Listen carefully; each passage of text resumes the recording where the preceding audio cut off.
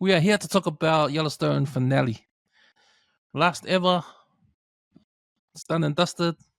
Yellowstone is no more. All those years of for following this family and their ranch and the dramas that's going on is coming to end. So, man, did we? And we've been shitting on this part 2 season for like maybe 3-4 podcasts now, 3-4 episodes of this podcast now. Did this? I want to ask you. Did this finale episode make up for what you've experienced in this part 2? Oh, fuck, no way. No way. And as for finale's gone, this is right up there with the most Gaia finales ever in the history of television.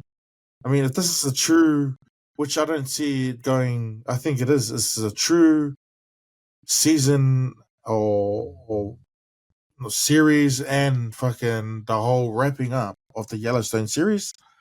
It's fucking disappointing, man, because we were all calling it and it went the way we thought it was going to go, and we kind of could see the writing on the wall for about 3 episodes. So it was just another extension of a long-winded mini-series, really, since the death of John Dutton. And yes, I don't know, bro. It's a little bit. I'm a little bit relieved, but also disappointed in that. Like I thought 5 episodes or however long it was enough, man, to really make a kick-ass action pack. And I think there was no excuse. There was enough there on the characters to do so, to finish it away. But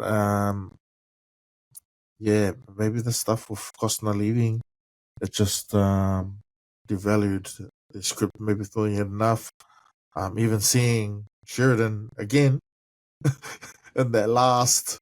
And you know what was so cheesy about the fucking episode was that we had him in there again as no real addition to what's going to happen in the story, but it was more like a commercial break to tell the viewers, hey, this is what's next coming up. There's going to be 666 with the Raj, Jimmy and his gigi is going to be joined by Taylor and blah, blah, blah. And that was cool. That was fun because it gave the Cowboys and these characters what's happening. I'm glad that also Kobe's best mate is, following his heart and hooked up with his musician Gingy. So that was pretty. That was a pretty cool moment to see those characters, and obviously there's something coming with Rip and Beth, and there, it's all cheesy, bro. It was all in all, it was kind of bubblegum TV, and not really the finish. I'm totally not content, but are you content in the way that Dutton's death kind of got investigated? Because all we really had was, we didn't really knew who is we just put it on Sarah Atwood. Was she the one responsible for hiring these people? Because I don't know, man, with that limo scene with the guy a couple episodes ago, that was that really with what Casey was doing. So that I thought something might come of that. But yeah, the biggest thing and the only really positive for me was seeing the death of Jamie at the hands of Beth. That was probably the one action really theme that got it going. And a really boring long episode was the fact that Beth just handled the funeral really bad, bro? And she just turned and went apeshit. And on the killing spree, the way that motherfucker came home, that was my highlight. But yeah, bro, I don't know, man. I'll throw it to you. I don't want to be the one that's just putting in the boot every week. It's like last week, games, these reviews.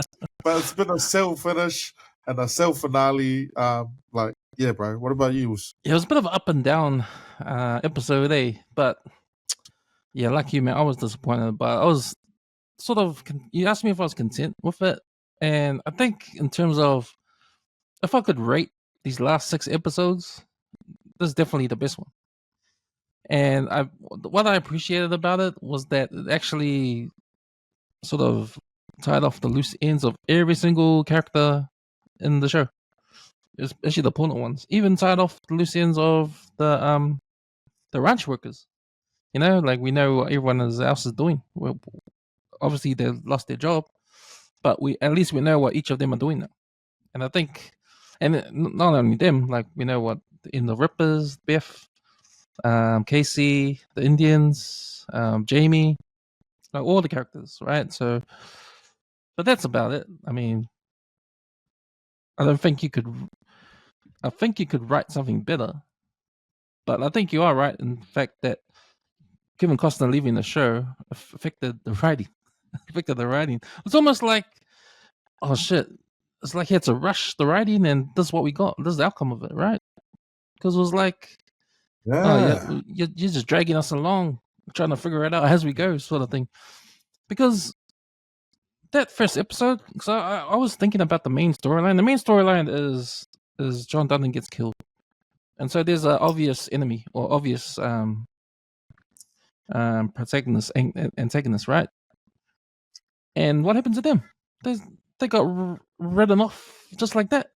I mean, That's we what I wanted to mean. see maybe Sarah Atwood needed to have a showdown with some of the Duddens, right? Or maybe the hitmen that went after needed more solid conclusion there, not Casey going over to tell them, "Here's a warning," and that's it. They're not gonna You, bother us anymore. It's like, what? That's weak you as. make a mean point right there, right? Mm. And like sitting down now in hindsight, you know that moment when she gets assassinated at the fucking traffic lights? That's pretty much the peak of the wow moment, the fucking action packed, like edge of your seat. When we finished that episode, we were like, "Oh, all right, now it's gonna go somewhere." And it didn't. And But it that was the heights that it really got to, bro. It was the biggest teaser in the world. And like after that, even fizzled out. with Casey going on his little hunt, beating a few people up, but there wasn't really too many. It just I thought that the stuff with the funeral and that they should have done that ages ago, bro. Because imagine all the whole week that they've done since he's died. It's been a traumatizing week, but they've had another funeral of the poor Meoli Kobe. So they've had to deal with two deaths. I mean, this is a fucking long week. Do you know what I mean? If they should have just got this out of the way, John Dutton's funeral out of the way, and they could have done some more with these characters about the resort and having, maybe have some killer fucking assassins come and take them off one by one, and then the Cowboys will have to fucking team up with the Indians and go on some shooting. I don't know. Maybe that was just too basic of me.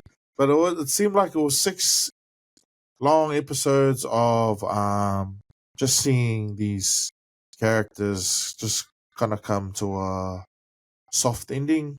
Like this is their happy ending. But they got just enough from this legacy of this land, enough to survive and enough to thrive.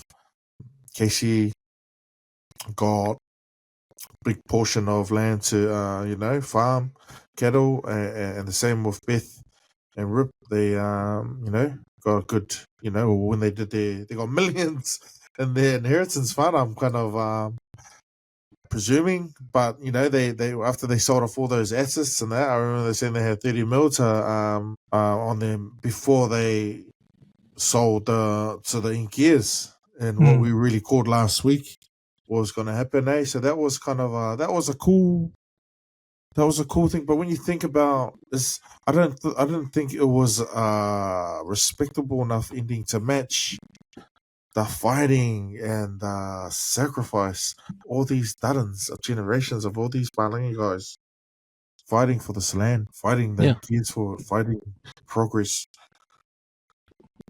I mean, bro, you're right. In terms of all the action, in terms of the action that you spoke of, you said the word last week, build-ups, right?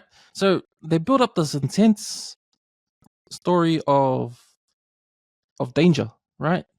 because you got assassins in here. You've got a corporation that's out for blood. You know, you've got Jamie who's causing trouble. So the level of danger in the first episode and the second episode, with Sarah Atwood still alive, planning, scheming, the corporation trying to get the land, there's hitmen that are out there. Like, if you look at all that, and you're right, after Sarah Atwood gets killed, you feel right, let's go, because the danger's increased now, because now you've got the hitman out to kill now, right? And then they just get written off just like that. And then Jamie gets put on the back burner until the last episode. Like, nothing really happens with the conclusion of how John Dutton gets killed and what goes on there. Like, the danger sort of disappeared or fizzled out without the Duttons really not doing anything. Right? Yeah. I think it's poignant, and I don't know if you meant to do that, that the Duttons over the years fought so hard for and sacrificed the death on that land, people that have been buried in there. And that in the end, it was the system, it was the capitalist way of life that had developed around this family. They've been one of the first European families on that land, in that area. It was poignant that the kind of Ingers, the native Indians, kind of not got them out of trouble, but definitely assisted in the way, in their perspective, bro. In the typical indigenous perspective, where to them land is not an asset or monetary value that you give it, something that you own. Land is we're caretakers. We look after it while we're on this earth, and we live it the way it it provides for us. But being in the system, but that we know, we understand, because we're one removed. Our parents grew up in Samoa, living off the land, living that way, so we kind of can see it growing up. But now to see it and develop in amongst this family over all these generations, and to get to a point where they can't make kupe from it, their cowboying, their cattle is not enough in this day and age to sustain that way of living. Hey, but I don't know. Is that going too far? Am I being? No, because that's been the theme and the You're right, because that's been the theme. That's the cool thing about it. It's not. No, but funny. If you remember the first two episodes of this last 6 episodes, part 2, like, the theme was about the dying art of cowboying. Remember how Rip was saying the art, even those spurs, when he went to the old man to buy some spurs for Lloyd, and he was the last of the guys that make that kind of spur. Like, and he was talking to the 6666 guys at the ranch. They're saying, "Oh yeah, he's a legend, but there's no more legends anymore." So, and the conversation with the environmental girl when he dropped her off at the airport, like, cowboys have to adapt if they want to survive. So there's themes already of the ending of cowboy life, or the ending in general, and it sort of foreshadows the end of the series of this last episode, where we get, after Jamie gets killed, we get a good 20 minutes, half an hour of wrapping it up. The Indians taking apart the ranch, taking apart the house, taking apart the barn. So it's bittersweet, but it's a good thing. The land goes back to the Indians. But you know what I got pissed off at? Did they have to show, like, the kids and the young ones going to the cemetery and desecrating? Oh yeah, desecrating the graves. I'm like, really? Is that realistic, or is that another way of trying to control a narrative that these natives are disrespectful and have no idea about? This is the one thing that we hold sacred as land, eh? And we know about when we bury our ancestors. Do you really think a bunch of Incas would do that? Like, I don't know. I know what you're saying, eh? I know what you're saying. You think those kids would know better? Why do they have to put that in there, bro? Yeah.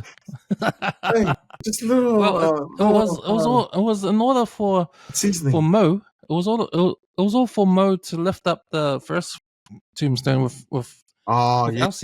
Elsie, because Yes. she was the narrator You get that effect. at the last bit. Yeah, and she was the one talking in the Elsa. background. Yeah. Elsa, yeah, she was talking in That was cool. narrative. That was cool having all that happen. Yeah. You know, the one thing I've noticed about that, the scenes that we do see when people die is the cemetery is not very kept well, else. No, And it's it's a bit, not for fucking it's a bit untidy, man. wealthy. This family is. They don't spend much to or do much galawinga to look after their cemeteries, ales. But yeah, bro, it's not. I'm not gonna let it affect the finishing of other. I still think I really want to see the finish of 1923, and if they're gonna do a new one at wartime in the 40s, 45, with Matt McConaughey. I'm not sure, but I'll have a little break from that cowboy some of the western genres, Yeah, speaking of cemetery, there's that scene where Rip is left alone with the 5 and he's sort of he's sort of mean to the 5 I love Rip, bro. Hey, and he was like by hand ales all on himself. No one else wanted to do it, ales. Yeah. Like he you know what the sad thing about John Dutton, the last one that passed, that he really, when it came to cowboying and someone to pass down to, it died with the son that got killed off in the first episode. Did he fuck up with that? I think he fucked up. That's your main. You get rid of the strongest sibling, the strongest fucking child in the family, and now you're left with fucking a bunch of fucking lunatics, bro. Casey, who's really been like some kind of guy that can't get over his war mental trauma. Hey, and he's a bit of a psycho and can be a bit of a killer, but what did he really got to, like, fucking a stock cop? You know, he wasn't keen, didn't have it in him, and two, wasn't keen to even stay at that ranch. Beth, who intellectually is superior to all of them and has the ruthlessness for this game, but she's just too smart for it. It's not a money-making, sustainable industry. You know, and she could make more money being a lawyer or whatever the fuck she does. So there was no really. That's why he left it to his grandson. Hey, no one keen to stay there, and you just see that was the best thing for them, was to give it back to the Native Indians.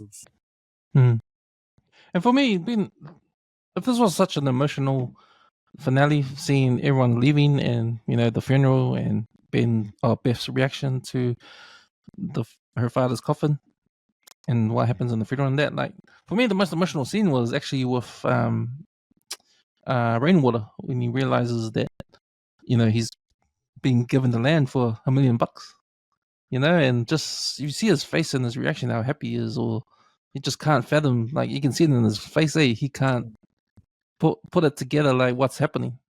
Like, this dream he's had all his life, talking about his ancestors used to walk on these grounds, trying to get the land back, and now he just gets it just like that, just sort of like overnight. Now it's all his. Yeah, I'll give him props.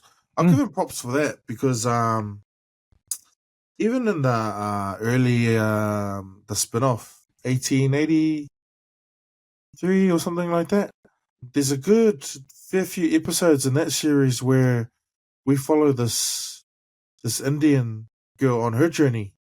Hey, I don't know if you've seen that spinoff, and she's like a runaway from this private school. Catholic church, Catholic school. So it's kind of intertwined, which is cool, because that's realistic, bro. In America, this relationship between land and man, and then the culture, and the two differing views upon land and the whenua. That's why I think it's a beautiful thing in Samoa, where you truly know where your whangua is, because mailman ain't coming around with the letterbox on your fence line doing this. I mean, everyone knows where their bar is. They're Yeah. and say, bro, you don't ever put your shit on someone else's one. But when Mm. it comes to, land, that's not an individual thing, bro. That's a shared thing. That's ancestral lands, man. That's different. And Mm. Yeah, we exactly. still keeping it real, man, which is such a beautiful thing. We can say I don't own any land anywhere, but I can still say I still have ancestral lands in Samoa. Shit hits the fan in this world that we live in, us, and I can't have a job to feed me. We give it back, eh? Always get back home, bro. Hey, us. Always get back home and break them up, bro. Yeah. And that was the cool thing about that storyline, ending with the Indians, because they're the whole scene, how he gets the land, and then and then you can't imagine Taylor Sheridan, the director, says cut. Okay, give the land back to the Balinese. It's only a movie, but but just the gravity of what could happen, if that ever happens for real. Like, if you think of, like, when that scene happened, like, I was imagining some of the Maoris over here, like, if they had the same situation. Oh, you can have your land back for $1.25 an acre. What the fuck? Yeah, bro. It's not Something like that will probably never happen, but yeah, it's a possibility. yeah. But that was only because John Dutton cared about the land like the Indians did, even though he put a fence around it and said it was his. Well, he owned it, but really, what he wanted for the land is the same thing the Indians wanted for the land too, right? Yeah, nah, he was a conservationist, really. Yeah, huh? When he signed the papers, when Casey signed the papers, and Rainwater, he said something funny. He said, "Congratulations, you did the worst land deal since my people sold Manhattan." Yeah. But he had a good point. Like, if you look at Manhattan, New York now, it's just a concrete jungle now. The land's all decimated. With the concrete jungle and that. Be reassured that will never happen on Yellowstone. So yeah, I think for me, I think that was the most emotional scene. Seeing that happen, rather than the funeral and seeing all the ranchers leave. I emotional, but favorite.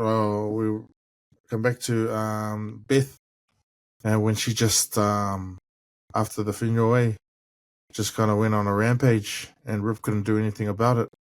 But also, like, just the difference and just the way she executed, made it clean, planned the fucking exit and what was going to happen. He's a missing body. She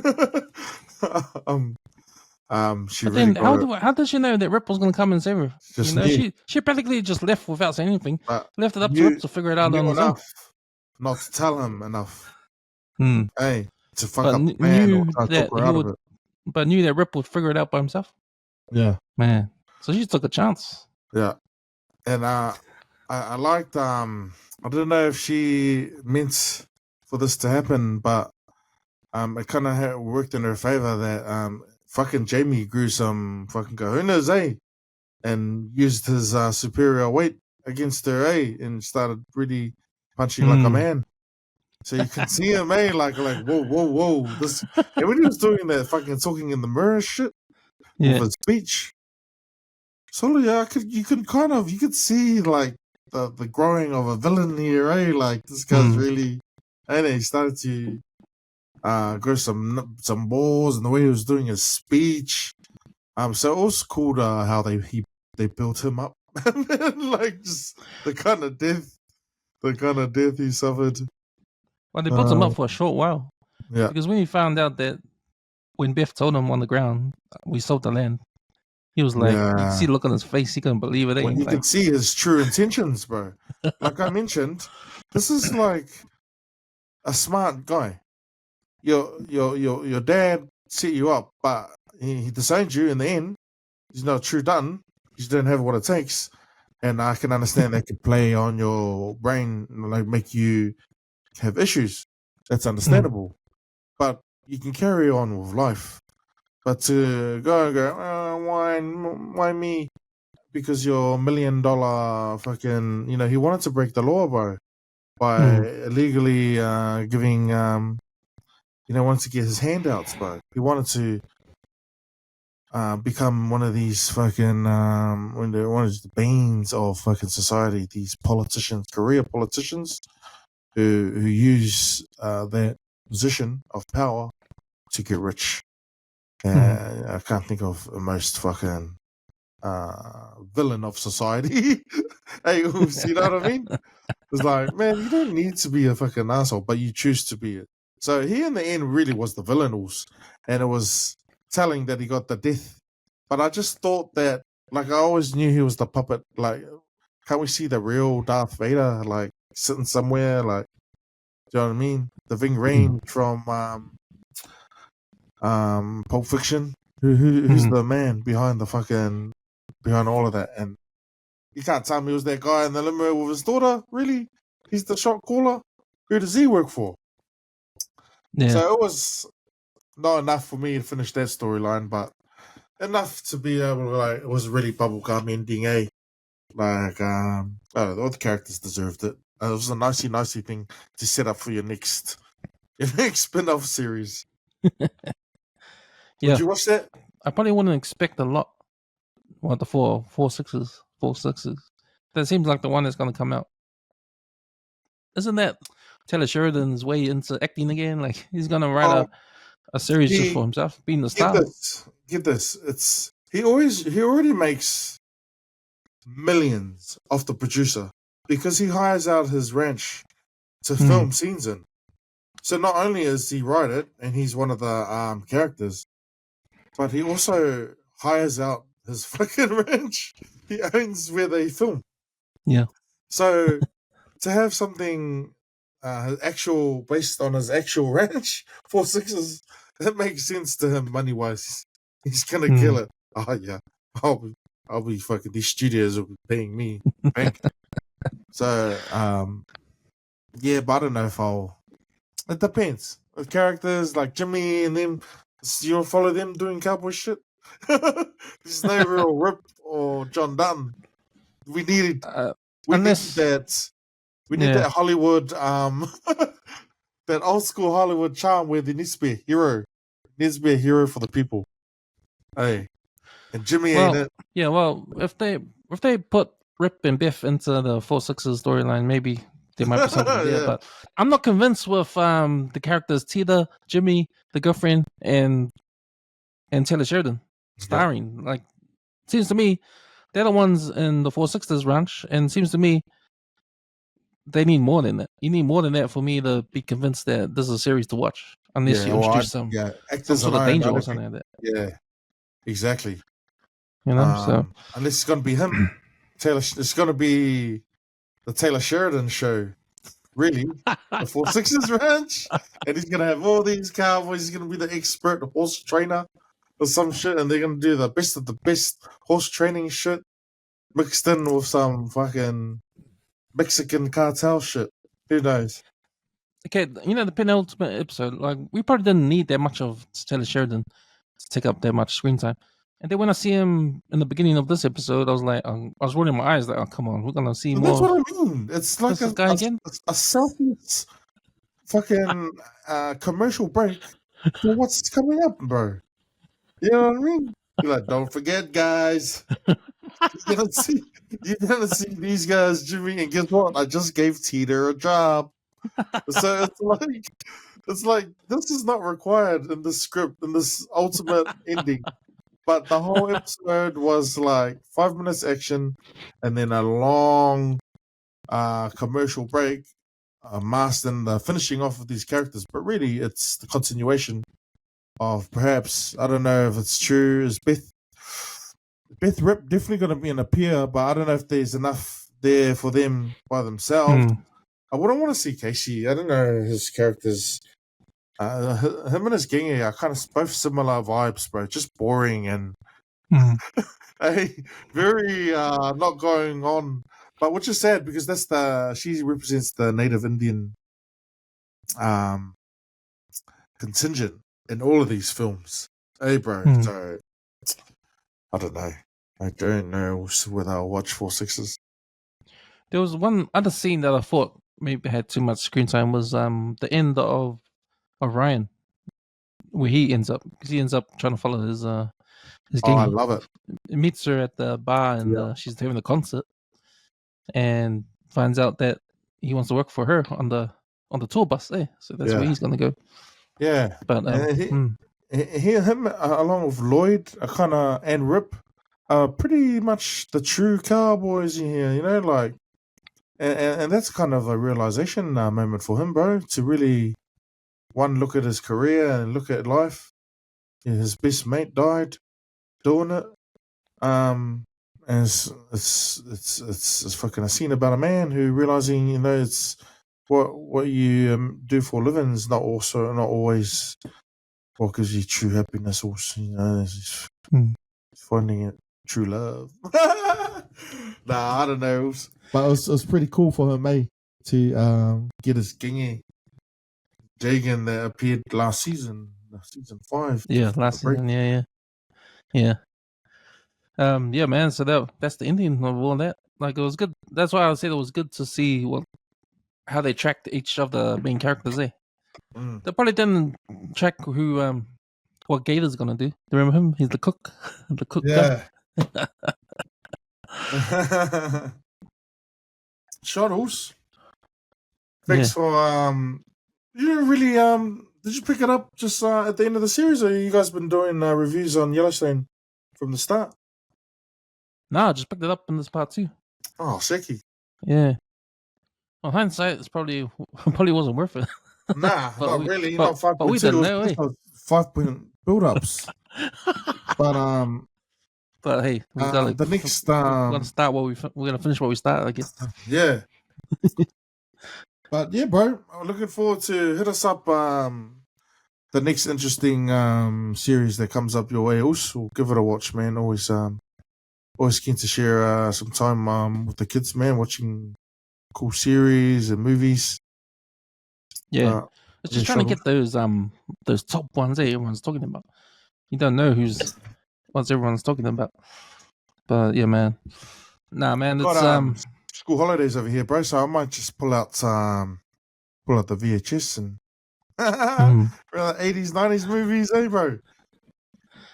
Yeah, we gotta do our late returns. Maybe throw in a couple of Arnie movies. Stallone. Can to do First Blood, Can to do First Blood. Because there's some of these lines, are just like classic lines, Bro, have you guys done a Stallone one? Just over the top. First Blood, man, has to be. Yeah. Has to be one of the first ones to do. So I'll be keen to jump on that one, bro. All right, sweet. That's us. Yeah. Sorry, guys. Yellowstone wasn't all that for us. Bit of disappointing, but hey, we didn't know. We thought it was gonna be classic, like season 1 to 4. But but I guess we got Kevin Costner to thank for that. But so thanks for jumping on. Yeah, man, we'll do it again when the next best thing comes out on TV or at the movies. Thanks for jumping on. Thanks for everyone for listening. We'll be back tomorrow with another recording. We're gonna do Skeleton Crew episode 4 that came out today. Gonna go check it out after this. So peace.